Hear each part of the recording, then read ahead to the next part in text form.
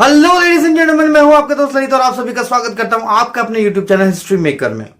आलस्य एक ऐसी जंजीर है, यदि वो किसी व्यक्ति के गले में डाल दी जाए तो व्यक्ति स्वयं ही अपना सर्वनाश कर लेता है।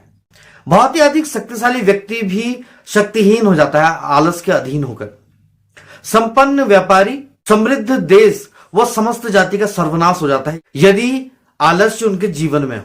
आलसी व्यक्ति कभी भी उन्नति नहीं कर पाता, बल्कि वो अपनी शक्तियों को ढक देता है। जिस प्रकार एक सर्प के ऊपर केचुली लग जाती है तो उसकी सारी शक्तियां शीर्ण हो जाती है और वो चलने फिरने और वो अपने जीवन के क्रियाकलाप करने में असमर्थ हो जाता है, उसी प्रकार यदि आलस्य की केचुली किसी व्यक्ति के जीवन में लग जाए तो वो व्यक्ति का सर्वनाश हो जाता है। ऋग्वेद में लिखा है, आलसी व्यक्ति अपना पुरुषार्थ गवा देता है, जिससे वो उन्नति नहीं कर पाता। वो जहां भी जाता है उसे घोर निराशा का सामना करना पड़ता है।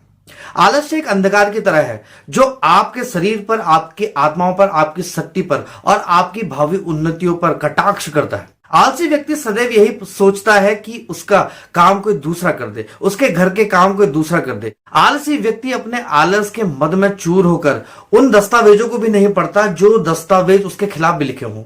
वो उन्हें बिना पढ़े ही उन पे हस्ताक्षर कर देता है और अपनी सारी संपत्ति और अपना जीवन का सारा धन दौलत और ऐश्वर्य को खो देता है।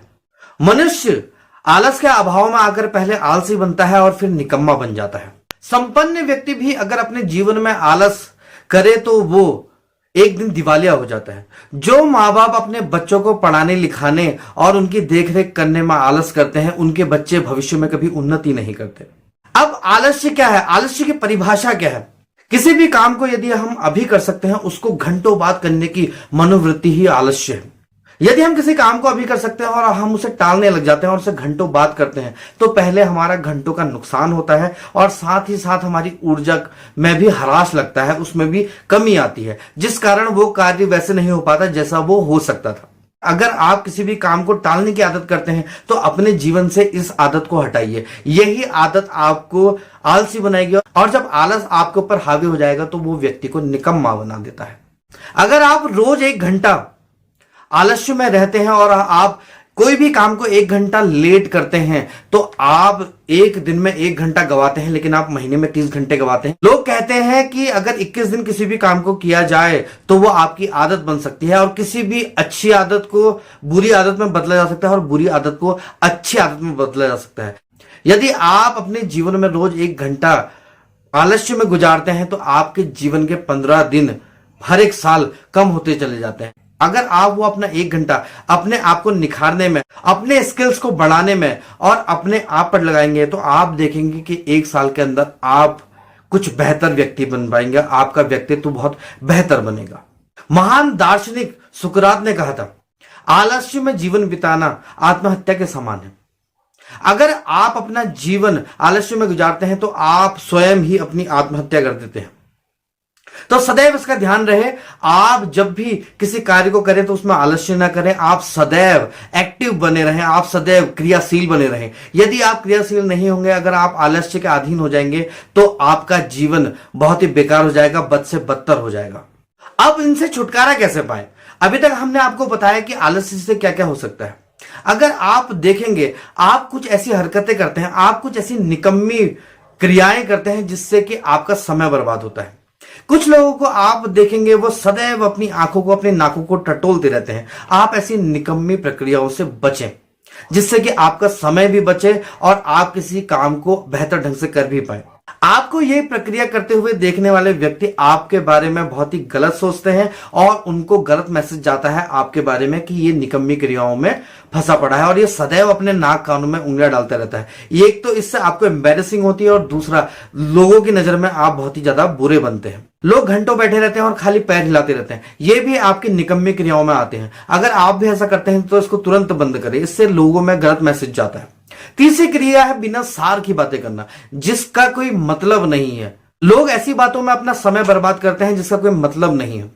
अगर आप भी ऐसा करते हैं तो उसको तुरंत बंद करें, जिससे कि आप अपने समय का सही इस्तेमाल कर सकें। क्योंकि आपके जीवन में जो रियल पूंजी है, जो रियल आपका धन है और जो आपकी कमाई है, वो आपका समय ही है। आप कल्पना करिए, यदि आपके पास बहुत सारा धन हो लेकिन उस धन को खर्च करने का समय ना हो।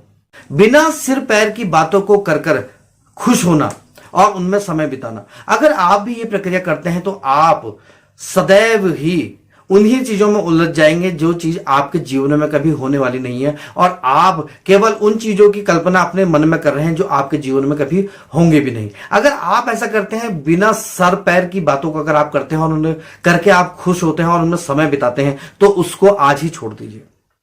और सबसे बड़ी बात, आप किसी भी काम को टालने की आदत से बचें, जिससे कि आपका समय बचेगा। अगर आप समय का सही इस्तेमाल करते हैं तो आपको एक्स्ट्रा समय मिलता है, जिससे कि आप अपने भविष्य में आने वाली हर एक चीज का अच्छे से निवारण कर सकें। संस्कृत में एक श्लोक है, आलस्यम ही मनुष्याणाम शरीरथो महारिपु, जिसका अर्थ होता है कि आलस्य आपका सबसे बड़ा शत्रु है।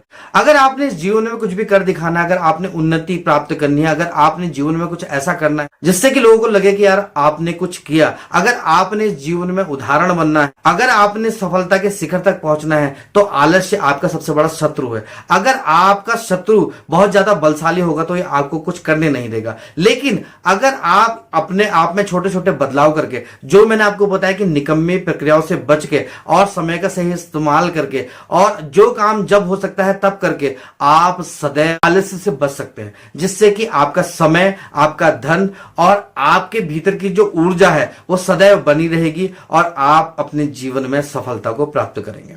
आशा करता हूं आपको आज का वीडियो बहुत ही अच्छा लगा होगा। अगर आपको आज का वीडियो बहुत ही अच्छा लगा तो इसे लाइक करें, सब्सक्राइब करें, बेल आइकन दबाना ना भूलें, जिससे कि आपको हमारे आने वाले हर एक वीडियो का नोटिफिकेशन पहले से ही मिल जाए।